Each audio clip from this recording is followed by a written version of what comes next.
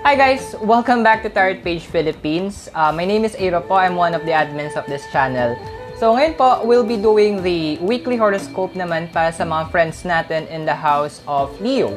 So guys, if you're new to the channel, please show your support and your love to us. Please click on the subscribe button below.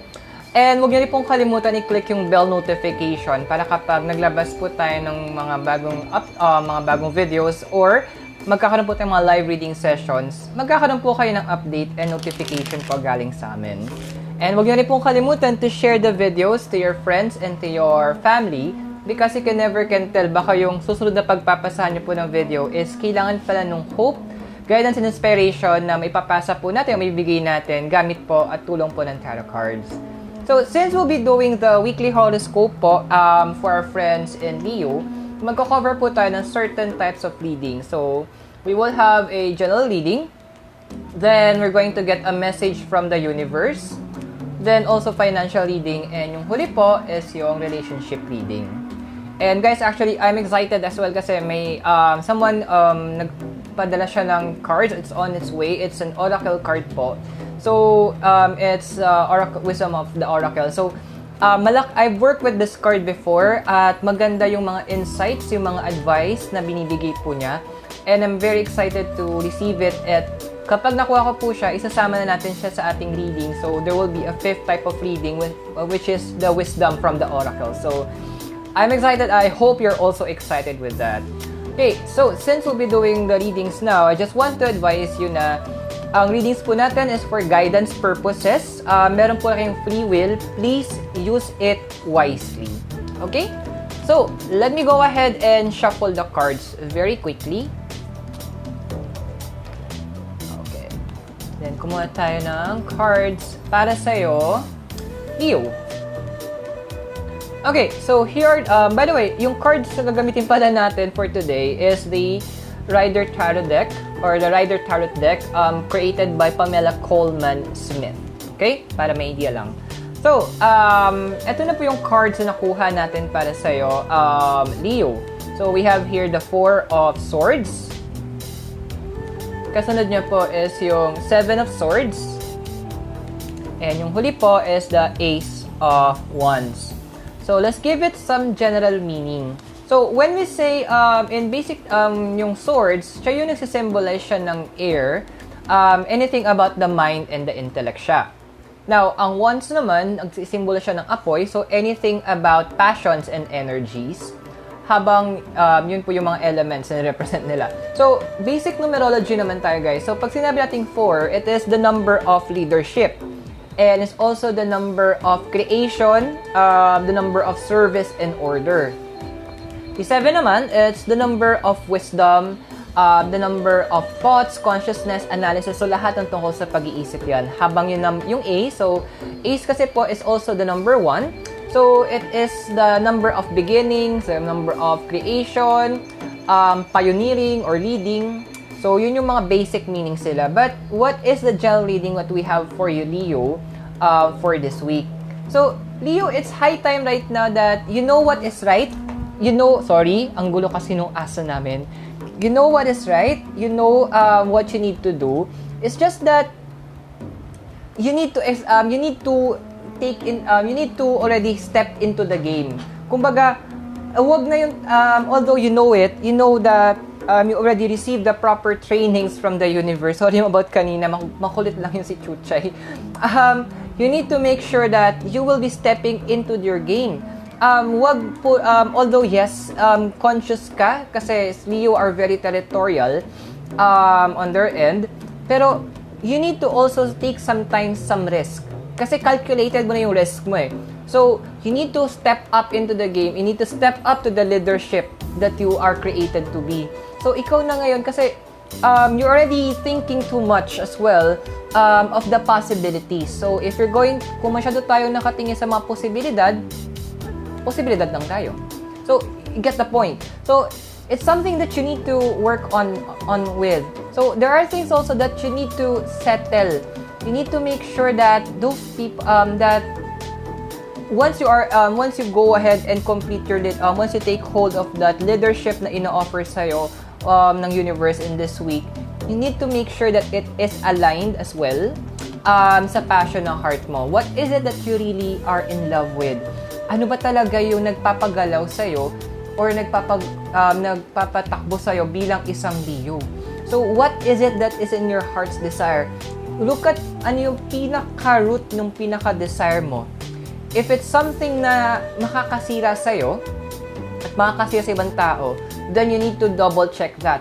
You need to evaluate yourself. But if what you desire is something na talagang makakabuti, hindi lamang sa'yo, kundi nakapaligid din sa'yo, then go for it. If you find meron kang kapayapaan doon, meron kang peace, then go for it. Make sure that what you are aiming is something good. Kasi tandaan mo, Leo, yung ilalabas mo sa universe, hindi yung bumabalik sa'yo. Sabi nga na ba, law of karma, or sa Bible, don't do unto others what you don't want to be done to you. So make sure that what you give out is something that you also want to receive. Ano yung gagawin mo sa iba, dapat yun din yung gusto mong gawin sa'yo. At the end of the day, everything ang babalik sa'yo. So, right now, it's your time to step up into the plate. Bakit? Kasi maraming mga tao na once you step into that leadership, ikaw yung gagamitin ng universe para naman matulungan sila to find their own path, to find their own blessing, to find, to go ahead and run and take the course that they need to do. So, it's high time right now, Leo, for you to be able to do that. Kasi, medyo matagal na eh. People often push you to do it, but this time, you will be the one to push it. Follow and let that ignited passion inside your heart guide you and allow you to travel the path na dinesign para sa'yo. And this path, well, it might be, isipin mo na hindi siya part ng plan ko or it's not really something that I'm looking forward into. But you need to look again. This path, hindi naman siya ibibigay sa'yo kung hindi siya naka-inline sa pagkatao mo. Hindi siya naka-inline sa greater picture, sa greater blessing na parating para sa'yo. So, you need to have a self-evaluation. What is it in your heart that's really making you go? Ano ba talaga yung nagbabaterya sa'yo, Leo? So, find your passion and let it be your action. Okay? So, I hope nakatulong sa'yo yung gel reading natin. Now, let's get a message from the universe, Leo. The card that is representing it is the Nine of Swords. So, let's do a basic numerology. So, alam na natin kung ano yung swords. But 9, it is a symbol of humanitarian and giving. And it's also the higher level of change. So, what is the message of the universe for you right now, Leo? Don't let your fear stop you from taking what is yours. Yung fear mo kasi, dalawa yung pinanggagalingan yan. It's either you are scared because hindi mo alam yung mangyayari, or you're scared because you're thinking of what's going to happen. Either of which, you can only find out what is really beyond that sa next step mo if you're going to take the risk and take out the next step. The universe is there to help you take that next step. But the question is, will you take that next step? So, it's up to you because, actually, related siya doon sa gel reading mo. Yung gel reading mo. Are you going to take that leadership? Kasi pag leadership, hindi lang naman siya, tandaan mo, hindi lang siya dapat may posisyon ka or may titulo ka. But leadership is something that you are, from the word lead, yung root word niya, lead, ikaw yung mangunguna. Ikaw yung mag-drive. Ikaw, tawag natin na fire starter, trendsetter, ano pa ba mga pwedeng gamiting word. Ikaw yung magsisimula. You'll be the leader in your own title, in your own way. But anong klaseng leadership ang ipapakita mo? Is it the type of leadership na takot sa mga pwedeng mangyari? Or leadership na takot sa mga hindi alam? Or the leader that was willing to take the risk for the greater good? Saang klaseng leadership ka magpo-fall under neto? Now, the universe is giving out that within this week, and actually next start na sa karamihan sa inyo, a lot of those possibilities na iniisip mo is slowly being removed from the equation. Tinatanggal na siya sa iyong isip kasi nagbibigay na ng proof na no, hindi, yung possibility na yan is not really what you are thinking, but this is the greater possibility na maganda.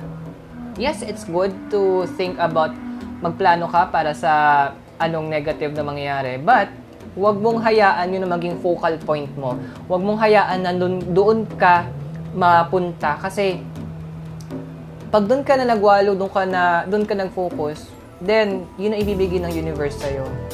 What you feel, what you think is only a reflection of what's going to happen. So if you're thinking and you're feeling that this is wrong, then it will be wrong.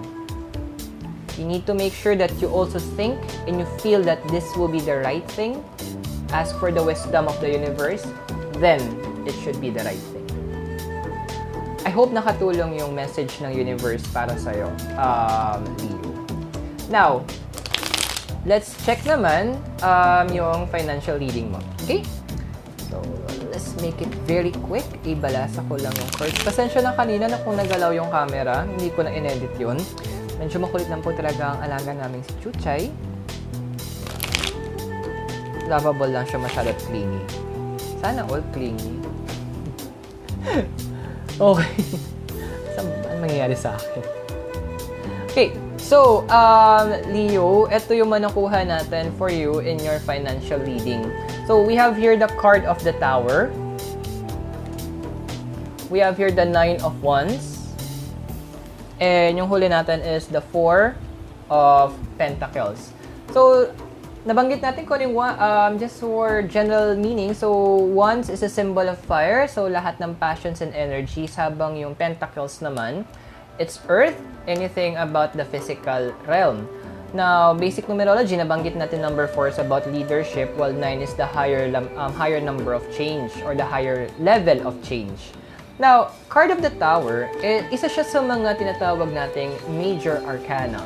Now, card of the Tower could mean a lot, could have several general meanings. So, it could mean limits, it could mean collapse of mistakes, or sometimes punishment or quarrel. But it could also mean escape. It could also mean escape. So, what is the financial reading that we have for you, Leo, for this week? So, Leo, yes, there are things that you are looking into na parang pinaplano mo na I need to do this, I need to do that. You're being driven actually at times sometimes by what you feel. Kumbaga napupush ka na ito yung gawin ko kasi ito yung gusto ko, ito yung kukunin ko kasi I feel happy kapag nakuha ko siya. So, it's something that you need to look into. Don't base your happiness on what you are receiving or what you're getting. It's sometimes you need to base your happiness on also making sure that you are securing your future. So, how do you do that? So, how do you secure the future? Well, first, make sure na wala ka, anything na backlogs mo or anything na kailangan mong mga past things, you need to make sure that you will be able to settle those projects na iwanan mo or any unresolved issues mo in the past because leaders they make sure that everything is settled properly. So you need to make sure you settle that first. Once you have settled it one at a time, go ahead and build yourself because it will be hard. Mahirap kasi magtayo, sabihin natin na, mahirap magtayo ng second floor ng isang bahay kung yung first floor is kakarag-karag, butas-butas, or sira-sira. So, same thing with our life. It's hard to build a better future. It's hard to plan for the future kung alam mo that there are certain things in the past that needs to be addressed accordingly. So, it's up to you how mo siya sisimulan, paano mo siya sisimulan, but you will need to take that step. Once you are able to make that step, then the universe will also usher in or magbubukas siya ng doorways para na mas ma-plan mo na maayos yung future. Because you have already resolved the past, and the past will help you boost the future naman. Okay? So, I hope nakatulong yung financial reading natin sa'yo, Leo. Now, lastly, we'll be doing your relationship reading. Okay. So, by the way guys, advice ko lang sa House of Leo, when we say relationship reading, hindi lang ito yung puro romantic. Kasama siya, pero kasama rin dito yung relationship natin with our family, relationship with our friends, relationship natin sa sarili natin. So, any type ng relasyon, sakop nito. Okay? So, let's go ahead and shuffle the cards for you.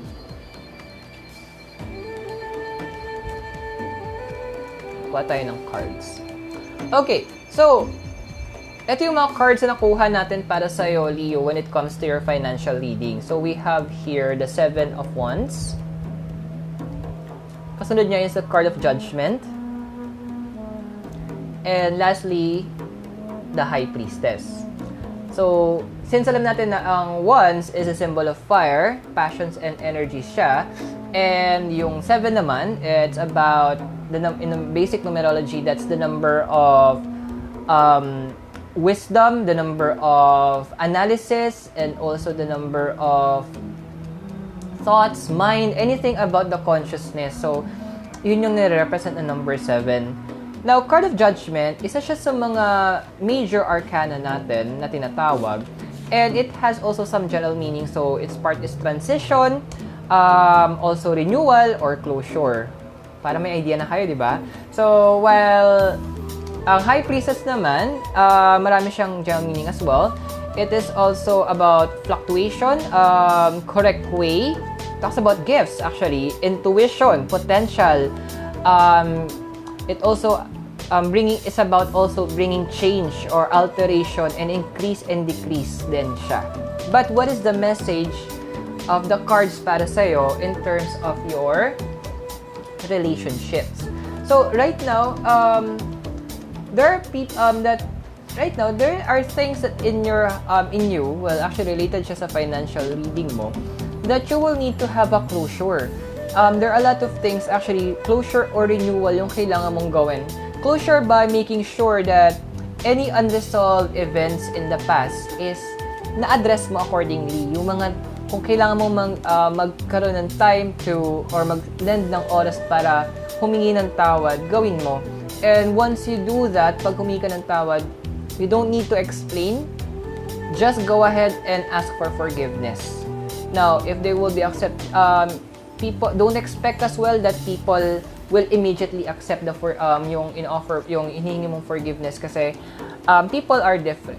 Bawat tao ay iba-iba. So, you will need to have an open heart, but this will help you in resolving or starting the resolution, yung pag-aayos mo nung past mo, mga unfinished businesses mo in the past.